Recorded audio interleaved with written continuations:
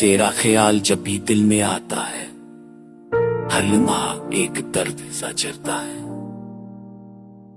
रात की तन्हाई में तेरे यादें छा जाती है, हर सांस तेरे बगैर अधूरी लगती है।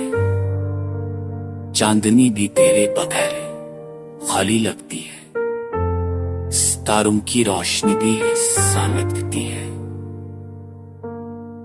सोशल मीडिया की दुनिया बस तेरे अक्स से भरी है, हर पोस्ट हर तस्वीर दिल को छू जाती है। टूटे वायदे, अधूरे लम्हे, टूटे ख्वाब, ये सब दिल के जख्म को बोलना करते हैं। हवा का हर झोंका तेरे लम्स की याद दिलाता है, बारिश की हर बूंद दिल को रुला देती है। फूलों की खुशबू भी तेरे बगैर मधम लगती है। हर रंग बस तेरे नाम की सुधा दीदा है।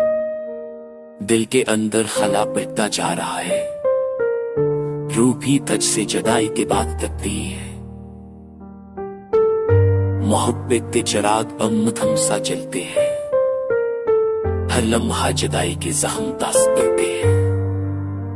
खामोश दुआएं बस तेरी वापसी की आस पुकारती है। वक्त की धूप में सब ख्वाब रीत बन जाते हैं, आंखों के आंसू तेरे फसाने सुनाते हैं। हर खुशी भी अब अधूरी और संसार लगती है, हर भी ये दिल तुझे भूलने से कासर है। हर सांस हर लम्हा बस तुझे पुकारती है।